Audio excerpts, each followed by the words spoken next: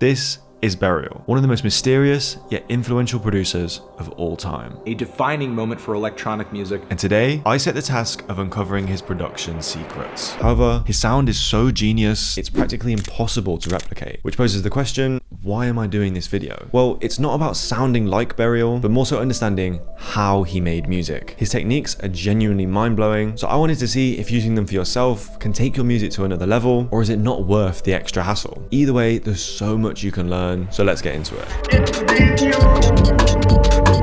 Burial's raw, unquantized sound was shaped by the software he used. Not a DAW, but an audio editor called SoundForge. That meant no grids, no tempos, just him and his ear. So first, I wanted to go Daw-less to see if our reliance on these softwares has actually been holding us back this whole time. So the plan is, I'm just going to record a bunch of stuff, no metronome, no clicking in, and then we're going to go into the audio editing software and try to make something. So to start things off, we're going to be using Luma.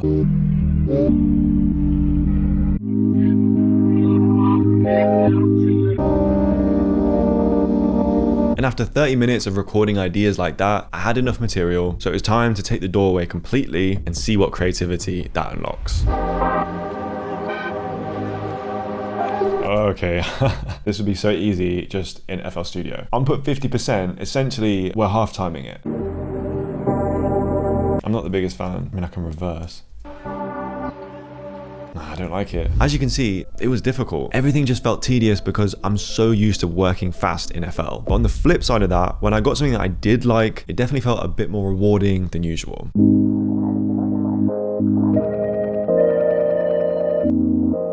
Ooh, we're getting somewhere. And after a lot more changing things and layering, I actually had something I was pretty happy with.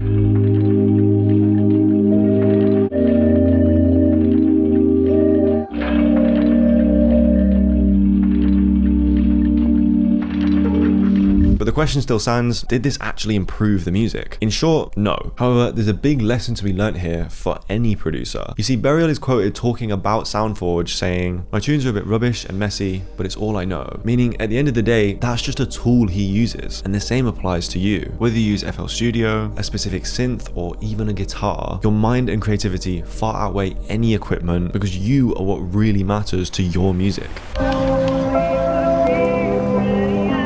Aside from software, it's Burial's textures that define his sound. But how does he do it? To begin to understand, here's a quote. "If you hide sounds in the mist, it's like a veil across the far wall of the tune." So I wanted to figure out how he puts that concept into practice musically. I began by recording a bunch of melodic textures.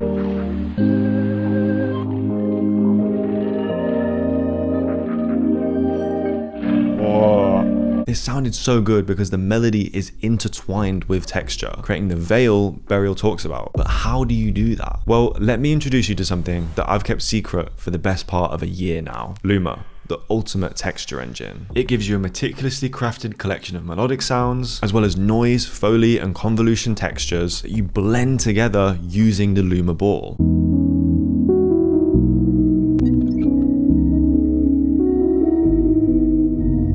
But there's more. Our variance and disturbance features give you depth, warmth, and glitches that you can adjust to taste.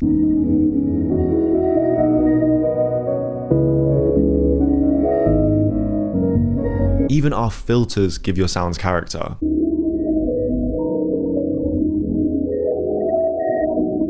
And to top it off, of course, there are tons of presets, but you can also click randomize to generate a brand new preset every time. Meaning the possibilities are endless. Luma is out right now with a special offer, so hit the link in the description to get your copy. Thank you guys so much. I can't wait to hear what you make with it, and let's see how those textures transform what we made earlier.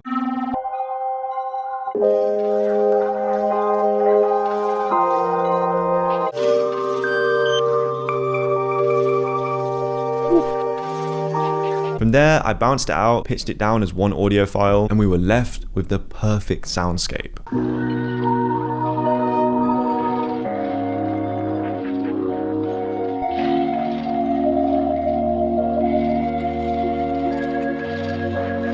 That sounds amazing, but there's one more melodic element missing. It's so important.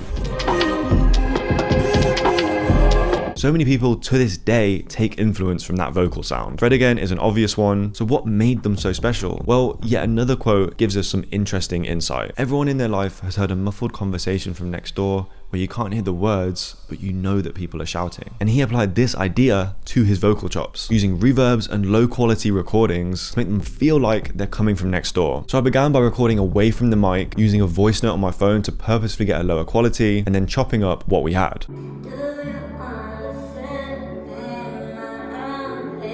Oh, what? That's crazy. I was genuinely surprised because normally I'd had tons of auto-tune, but here I couldn't because I was using the voice notes. On a lot of Burial songs, you'll hear almost off-key vocals like this. And he leans into that because it's real. So in my case, not having auto-tune turned out to be the perfect accident.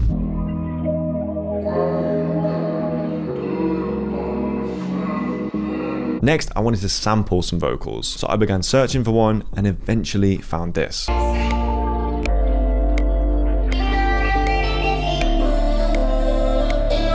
also chopped up our original loop and built some new chords around it, giving us the perfect backdrop to start understanding Burial's iconic drum bounces.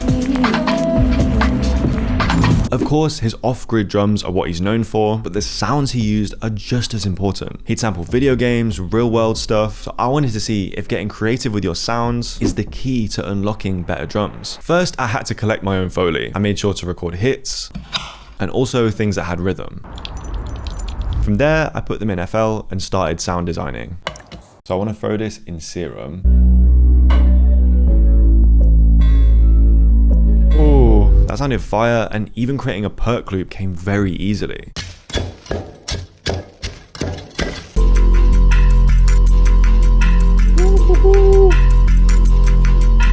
And with that confidence, I thought, let me make a kick. But it took so long, which taught me an important lesson in being selectively creative. I didn't need to waste time making it because it just sounded like any kick. Whereas the snare and perk loop were much quicker to make and also added a lot to the track. So I think combining unique sounds with more traditional ones is a more optimal way to create. From there, I changed the main sound, which leveled things up even more. Oh my god. The limit glitches. However, it was still missing a certain level of swing.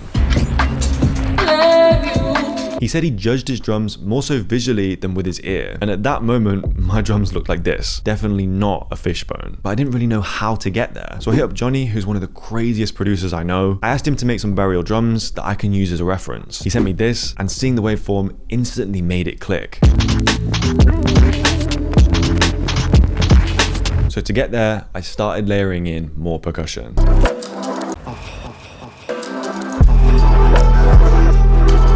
Burial's unique percussion represents the bones, and after so much chopping and changing, we finally got it.